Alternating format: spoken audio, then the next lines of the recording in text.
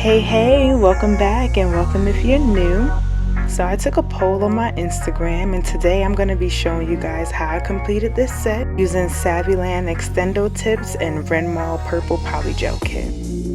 So these are the tips. They're about 4 or 5 inches long and this is the kit as well.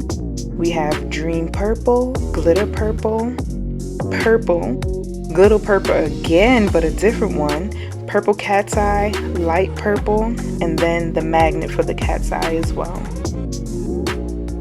When I'm working with multiple colors, I just use this little lipstick stand that I got from the Dollar Tree for $1, and it just makes it really easy for me to kind of put all the colors in there that I'm going to be using and just kind of grab it quickly. I don't have them all over the place. They're very accessible and I can store all the colors in there as once, keep it organized. Also, I'm going to be using my Peel Off Base Coat by Maran. I definitely knew that I didn't want to keep these on, and this Peel Off Base Coat is lit. It has a very thickness to it and it's strong, so it doesn't come off until you're ready to take them off by using a little bit of force to get it off. I'm going to be using, of course, my 2-in-1 file to etch the inside of the tips just to make them stick a little bit better. And I have my little flashie that helps me stick them on pretty quick because with these long nails, it is kind of hard to get inside of the lamp with them to cure them on. I do keep the base coat wet until I put the tip on and then I cure it for a couple seconds, and I did do a final cure in the lamp afterwards.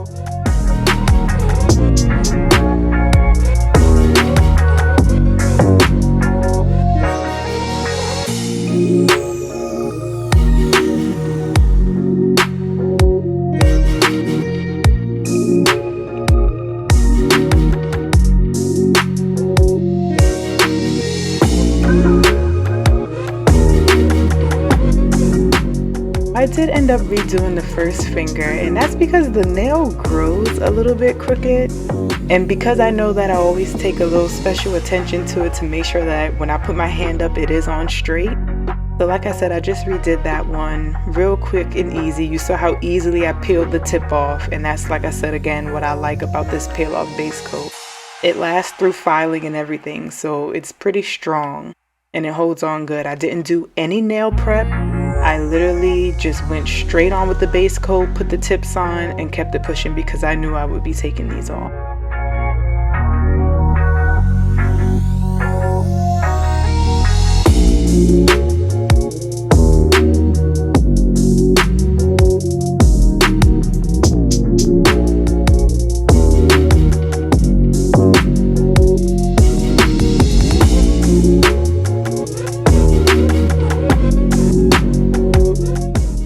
So these are the tips when I all apply.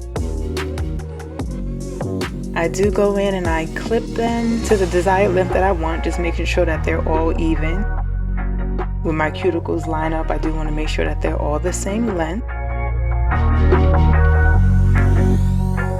I actually started to hand file these and decided not to because it was pretty painful. So I did just go in and file and shape them with my Melody Susie 2-in-1 to just get the desired shape that I want. I didn't want them to be as square as they were. I wanted them to be a little more tapered.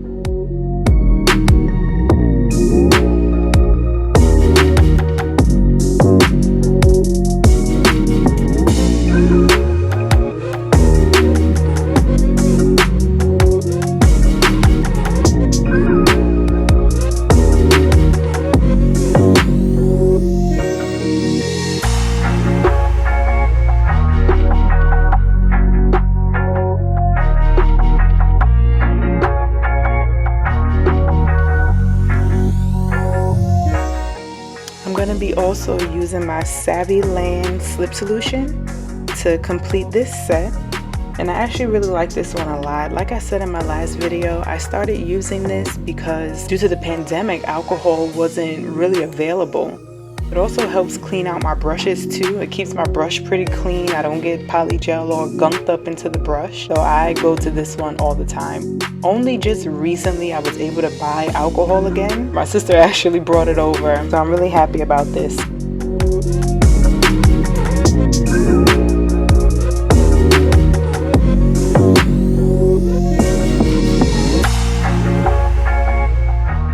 most part, this is gonna be a watch me work video. I'm not gonna be giving the step-by-step details on how it's done. You get a chance to just kind of look and see how I created it.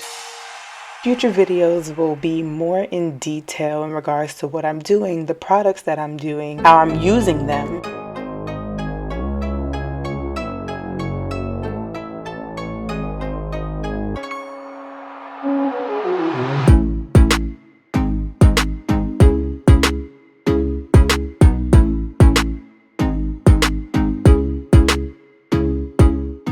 Also too, I just wanted to talk about this experience that I've been having over the last week and a half, I want to say. I've been seeing this thing called Clubhouse around, and so many people had it and they were posting their screenshots. Of course, I get ready to go on there and make my account, only to find out that it's invite only. So now I'm like, I'm missing out on everything. I don't know what's going on. Everyone's talking about all this juicy information that comes from these rooms. But I did end up getting an invite by way of a friend of mine named Benita. And once I joined in, oh my goodness, like the wealth of information that's in there. I had joined a room that was about YouTube, just people making different YouTube channels, the different type of channels that there were. They were talking about analytics, they were giving good information about subscribers. So it really just gave me the extra push that I needed to upgrade all of my equipment. I got a microphone now for better voice recording. I've now put this nice background behind my videos. I got a better light so the lighting looks better. You can see what's going on in more detail. And just a lot of little information on how to build and gain subscribers, finding your niche and what works for you. So I just thought, if I didn't know that this was around, maybe I should talk about it real quick in my video so that other people would kind of find out what's going on and be interested in getting that information as well. So if you are on Clubhouse, you can follow me and you can see different nail groups, YouTube rooms that I join. There's a lot of information out there and it's all free. It even comes from highly publicized YouTube content creators like Maze Lee. That was actually a favorite of mine. I started watching them on Facebook and then carried over to YouTube and subscribed and watched their videos. And Joe had a lot of really good information, little tips and tricks on what you can do with your videos, how you can connect with your subscribers, how you can organically gain subscribers and keep them, keep them interested. So I thought that was a good thing. So if you are on Clubhouse, just give me a follow. My name is Glamorous by KJI. I'll leave it down in the description link below so that we can connect there as well.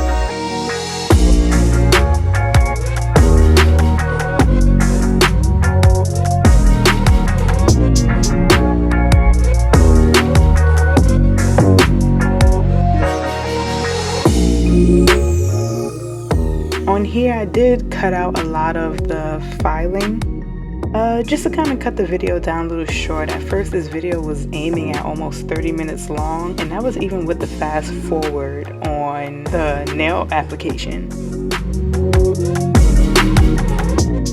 Again, I'm going in with the E-file to do a lot of the shaping because the hand filing was a little bit painful.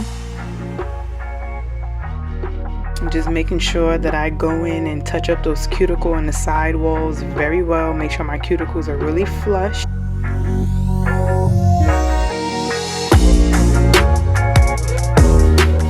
And then of course I'm just gonna go in as normal and top coat the nails, top and bottom. I do have 2 see-through nails, so that's why I top coat the bottom so that it's nice and crystal clear. Towards the bottom of the screen you'll see I have my stones already laid out, which is something that I always do when I am doing stonework on my nails. In my dish I just have some caviar beads to kind of dress up the stones a little bit. They really fill in those empty areas very nicely, and I like that, so that it doesn't just look like a bunch of circle stones. It kind of gives a little bit of pop, a little accent.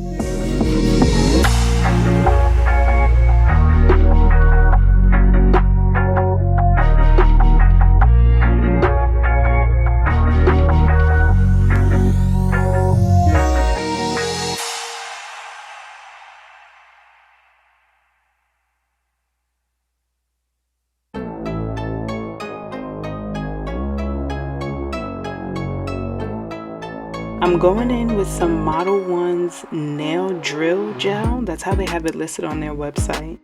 And this is actually my favorite to use because the hold is really strong, and it also doesn't leave a tacky layer behind.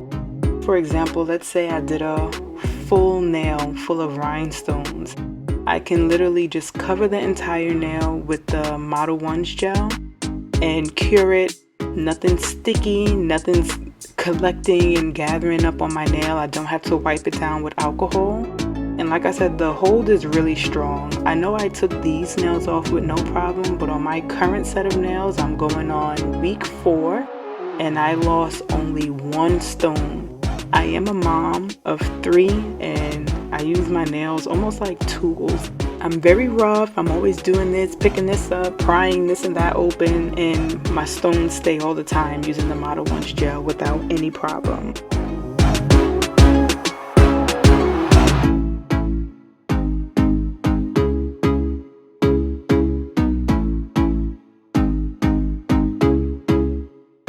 I also do struggle with like stone design, I guess you could call it. So this one I kind of just seen it on Instagram a little bit and like, oh, maybe I should give this a try. So I just pick out stones that are almost the same color as the polygel that I'm using. I did add a little bit of blue in there to kind of make it stand out a bit. And I do use the different sizes and just kind of clump them together or group them together, starting with the largest one first and then working around that.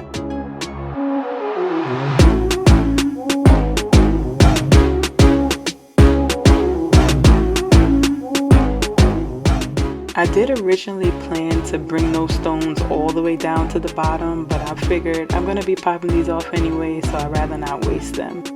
Now I am going to top coat this, and when I do my top coat around stones, I typically push the brush up to the stones a little bit, just to give it that extra little bit of security around the edges, so that nothing can like just kind of catch up on the edge of the stone and rip it off.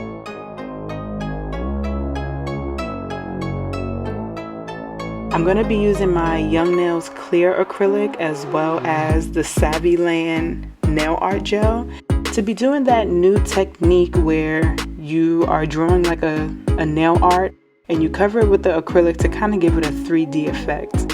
So since this is a winter set, I did draw some snowflakes and I used the nail art gel to do that. Now the Saviland nail art gel, I did like it, but not so much. It's way too thick.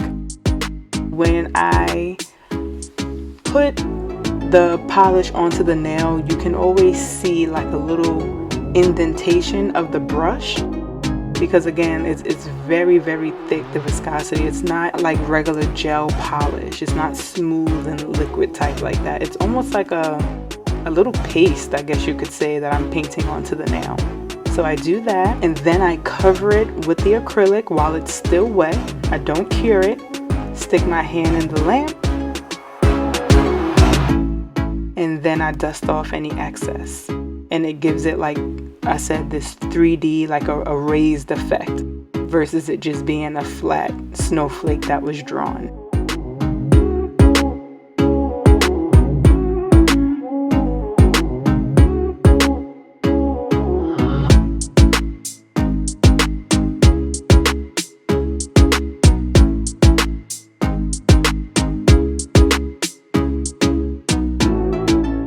Now, I am not the best when it comes to nail art. I can write very nicely, but my drawing is kind of like, So this snowflake took me a really long time to do. Now, this is where you see me right here, just over the little glitter dish, pouring on that acrylic, and I do it over the dish that I can pour it back and reuse it again. I just do a quick tap, put my hand in the lamp, and then when I'm done, I brush it off.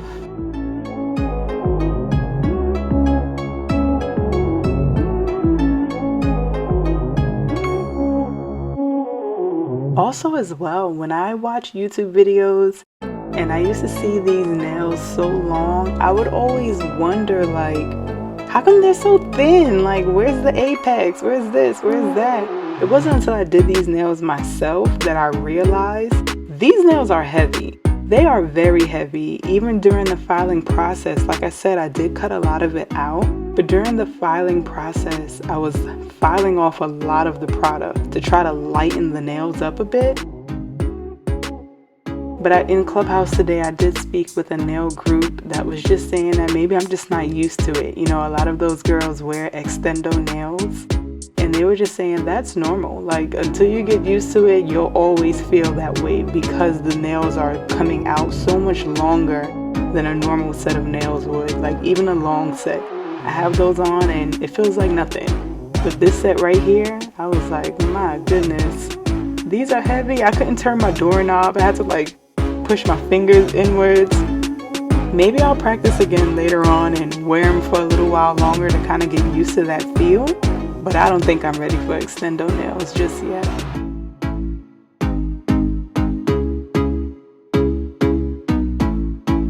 So this is the finished product. On my pinky, I did add a little French line with some icicles and covered that in some glitter. It's some last minute idea that I thought of.